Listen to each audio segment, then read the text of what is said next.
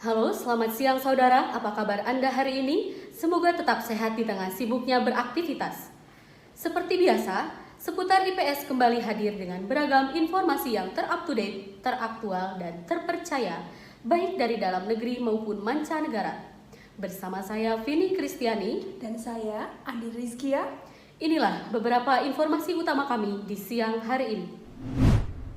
Ya, saudara, kita awali informasi seputar IPS kali ini dengan informasi dari mancanegara. Sudah kita ketahui, Indonesia saat ini sudah tergabung ke dalam beberapa organisasi internasional. Salah satunya Indonesia telah melakukan perdagangan internasional. Perdagangan internasional dilakukan guna menciptakan siklus dagang yang menyeluruh dan mendunia. Hai teman-teman, kali ini saya akan menjelaskan tentang perdagangan internasional.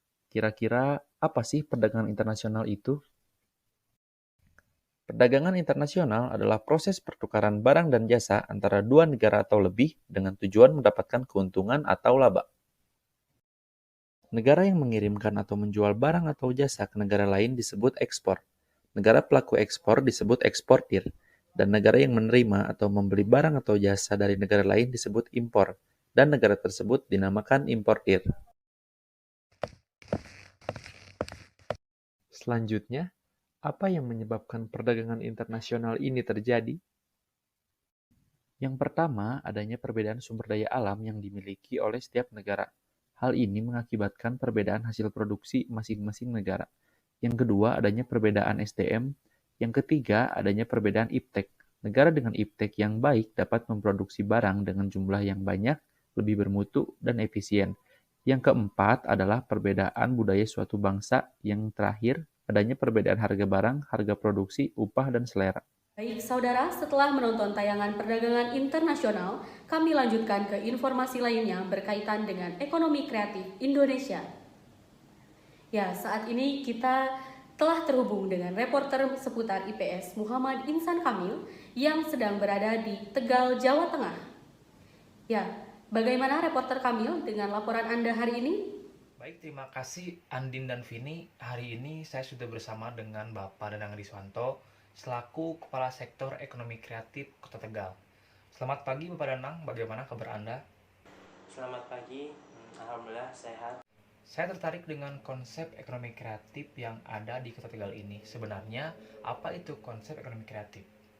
Nah, ekonomi kreatif itu merupakan kegiatan ekonomi yang mengedepankan kreativitas, pengetahuan, dan ide-ide dari sumber daya manusia sebagai faktor produksi utamanya. Ekonomi kreatif juga menjadi alternatif, khususnya bagi anak muda untuk memulai bisnisnya. Contohnya bisa di bidang kuliner, kerajinan, fashion, dan masih banyak yang lain. Tentunya hal itu dipadukan dengan kecanggihan teknologi informasi yang ada. Lalu, apa saja manfaat yang dihasilkan dari ekonomi kreatif ini? Manfaatnya tentu banyak sekali. Nah, yang pertama adalah bisa membuat masyarakat lebih kreatif. Yang kedua, menciptakan lapangan kerja yang baru. Yang ketiga, menciptakan kompetisi bisnis yang sehat. Nah, tentunya di sektor ekonomi kreatif ini juga memberikan kontribusi ekonomi yang signifikan bagi pertumbuhan ekonomi Indonesia. Lantas, bagaimana strategi untuk meningkatkan ekonomi kreatif ini agar lebih baik lagi ke depannya? Strategi yang pertama adalah membuat perencanaan industri kreatif yang melibatkan lembaga pemerintah dan kalangan swasta. Yang kedua adalah membuat program untuk menggerakkan industri kreatif melalui pendidikan. Contohnya, pada siswa atau mahasiswa disiapkan secara fisik maupun mental untuk menjadi manusia yang berjiwa entrepreneurship atau berjiwa usaha. Sehingga ketika mereka lulus, mereka tak lagi kebingungan untuk mencari kerja karena mereka telah memiliki skill atau kemampuan. Strategi yang ketiga adalah melakukan peningkatan penggunaan teknologi melalui program kemitraan. Hal ini mampu menghasilkan produk yang berdaya saing tinggi. Contohnya dalam capacity building, mereka melalui pelatihan atau bisa dibilang training of trainer. Ternyata banyak juga ya Pak. Semoga ekonomi kreatif akan lebih maju lagi dan memberikan kontribusi yang positif bagi perekonomian masyarakat. Terima kasih atas waktunya Pak. Demikian, kembali ke studio. Ya, terima kasih reporter Kamil atas laporan Anda hari ini. Ya, saudara, informasi selanjutnya masih berkaitan dengan bidang ekonomi. Selain tergabung dengan reporter Kamil, kami juga sudah tergabung dengan reporter Syafira Ainu yang sedang berada di lokasi salah satu pusat ekonomi di Indonesia. Baik, Syafira Ainu, bagaimana laporan Anda di lokasi? Selamat pagi, selamat berjumpa kembali bersama saya Syafira Ainu dalam acara ini. Kali ini saya sedang berada di salah satu pusat perekonomian Indonesia. Dan kali ini saya sedang bersama dengan pengusaha batik yang ada di Indonesia bersama dengan Bapak Lordi. Kepada Bapak Lordi, saya persilakan untuk memperkenalkan diri.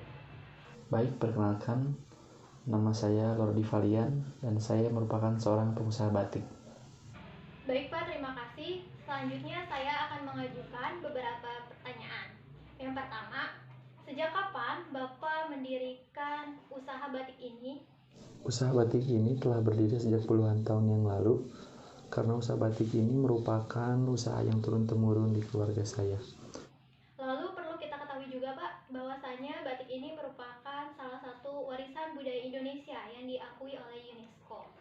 Betul sekali bahwa batik ini merupakan warisan budaya yang telah ditetapkan oleh UNESCO pada tanggal 2 Oktober 2009 dan hingga saat ini 2 Oktober diperingati sebagai Hari Batik Nasional di Indonesia. Untuk perkembangannya sendiri, batik berkembang dengan pesat mengikuti dengan perkembangan zaman yang ada. Batik ini di zaman sekarang tidak lagi dikenal sebagai pakaian yang kuno yang hanya bisa dipakai oleh orang tua untuk kegiatan formal, tetapi banyak juga anak muda gitu yang menggunakan batik ini dalam acara apapun, entah itu acara formal maupun non formal. Dengan batik sekarang bisa dipadu-padankan dengan model pakaian atau fashion yang lain yang kekinian. Nah, pada saat ini, bagaimana perkembangan batik yang ada di Indonesia saat ini? Perkembangan batik sendiri tidak terlepas dari berkembangnya ekonomi kreatif di Indonesia, di mana ekonomi kreatif ini merupakan era ekonomi yang mengedepankan kreativitas serta inovasi dan juga sebuah ide yang menjadi aset untuk mengembangkan ekonomi untuk menjadi lebih maju ke depannya. Ekonomi kreatif ini juga memiliki manfaat yang lain, misalkan dengan adanya ekonomi kreatif batik, dengan adanya sebuah usaha ekonomi kreatif batik dapat menciptakan lapangan-lapangan pekerjaan yang baru sehingga bisa meningkatkan kesejahteraan serta perekonomian masyarakat di wilayah tersebut. Selain itu juga dengan adanya ekonomi kreatif dapat meningkatkan sektor pariwisata. Contohnya di Kota Pekalongan dengan adanya wisata budaya batik. Di situ sektor pariwisata meningkat dan juga kesejahteraan serta perekonomian masyarakat meningkat dengan adanya ekonomi kreatif batik. Wah, hebat sekali ya Pak. Pertanyaan selanjutnya yaitu mengenai bagaimana sih kiat-kiat Bapak agar para pemuda atau milenial sekarang ini lebih tertarik gitu kepada produk Indonesia, terutama batik ini. Perlu kita ketahui juga Pak, bahwasannya para pemuda sekarang ini lebih menyukai gitu produk-produk luar negeri dan bahkan lebih membanggakan produk luar negeri. Di masa sekarang ini menurut saya tidak ada alasan bagi generasi milenial untuk tidak menyukai ataupun tidak bangga menggunakan batik. Terlebih lagi batik ini telah diakui dunia dan juga ditetapkan sebagai warisan budaya. Seharusnya anak muda di zaman sekarang ketika berkembangnya ekonomi kreatif ini dapat menciptakan batik dengan ide-ide inovasi dan kreasi mereka yang luar biasa cemerlang agar batik bisa terus berkembang dan juga tetap eksis hingga tahun-tahun yang akan datang. Memang luar biasa sekali ya Pak, bahwasanya pemuda zaman sekarang ini harus cinta dan bangga terhadap produk dalam negeri. Bahkan warisan budaya yang satu ini dapat menjadi daya tarik wisatawan asing. Maka dari itu teman-teman, mari kita menjaga warisan budaya kita pada hari ini. Dan terima kasih kepada Bapak Lordi telah meluangkan waktunya. Saya Syafira Ainu kembali ke studio bersama Andin dan Vini. Ya, baik. Terima kasih Syafira Ainu atas laporan Anda hari ini. Kembali ke informasi selanjutnya, saudara. Pasar bebas merupakan sistem ekonomi yang didasarkan pada penawaran dan permintaan dengan sedikit atau tanpa adanya kendali dari pemerintah. Kami sudah terhubung dengan reporter seputar IPS, yaitu Brenda Aurora Dion. Kepada reporter Brenda, silakan dengan laporan Anda hari ini. Baik, terima kasih kepada Andi dan Vini yang berada di studio. Selamat pagi, Selamat berjumpa kembali dengan saya Brenda Radio dalam acara seputar IPS. Saat ini saya sedang berada di tempat yang sama dengan investor hebat asal Indonesia yaitu Firda Ferina. Baiklah, tanpa perlu banyak basa-basi, mari kita mulai saja wawancara pada pagi hari ini. Kepada Bu Firda, silakan memperkenalkan diri. Baik, sebelumnya saya ingin berterima kasih kepada rekan-rekan semua karena telah mengundang saya sebagai narasumber di pagi hari ini. Perkenalkan, nama saya Firda Ferina, saya merupakan investor yang ada di Indonesia. Baik, terima kasih. Saya akan lanjutkan untuk memberikan pertanyaan kepada narasumber pada pagi hari ini. Pertanyaan saya yang pertama adalah, bagaimana menurut Ibu perkembangan pasar bebas saat ini dan apa keuntungan serta kekurangannya? Baik, perkembangan pasar bebas karena adanya globalisasi sangatlah membantu dan menguntungkan bagi negara yang menjalankan perekonomian internasional atau perdagangan internasional atau tadi disebutnya pasar bebas. Nah, keuntungannya dengan adanya pasar bebas akan terjalin hubungan ekonomi di antar negara yang melakukan ekspor impor. Contohnya kalau di ASEAN adalah MEA. Dan kekurangannya negara akan bersifat konsumtif kalau jika terus-terusan melakukan impor. Wah, hebat sekali ya. Pertanyaan saya selanjutnya adalah, bagaimana kiat-kiat kita sebagai generasi muda dalam perkembangan zaman yang begitu maju ini agar dapat bersaing secara maksimal dengan negara lain? Baik, kiat-kiat kita sebagai generasi muda saat ini, kita sudah seharusnya mencintai produk kita sendiri, produk yang berasal dari Indonesia. Karena dengan itu kita bisa membuat negara ini menjadi lebih hebat dan lebih maju dari sebelumnya. Luar biasa. Memang betul sekali bahwa kita harus selalu bergerak maju sebagai calon generasi penerus bangsa. Kita semua harus bisa melihat banyaknya peluang untuk maju, ditambah dengan adanya pasar bebas. Semoga kita semua dapat mengambil sisi positif dari apa yang hari ini disampaikan oleh Bu Firda. Terima kasih banyak, terutama kepada Bu Firda dan penonton pada hari ini. Sampai berjumpa, kita kembali ke studio bersama Andi dan Vini. Terima kasih. Ya, baik, terima kasih kepada reporter seputar IPS yang telah melaporkan langsung dari lokasi. Baik saudara, tak terasa informasi tersebut merupakan informasi terakhir yang dapat kami sampaikan. Demikian seluruh rangkaian seputar IPS hari ini. Saya Andi Rizkia Dan saya Vini Kristiani, pamit undur diri, tetap jaga kesehatan Anda. Salam IPS. Ya, baik saudara. Selanjutnya kami akan menayangkan beberapa nilai dari informasi yang telah kami tayangkan hari ini. Untuk lebih lengkapnya dapat saudara saksikan dalam tayangan berikut ini.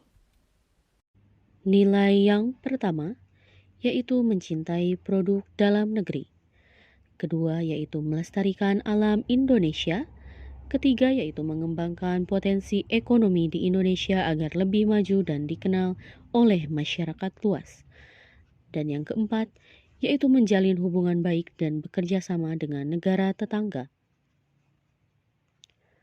Saudara, itulah nilai-nilai yang dapat kita ambil dari informasi-informasi yang telah disajikan pada hari ini.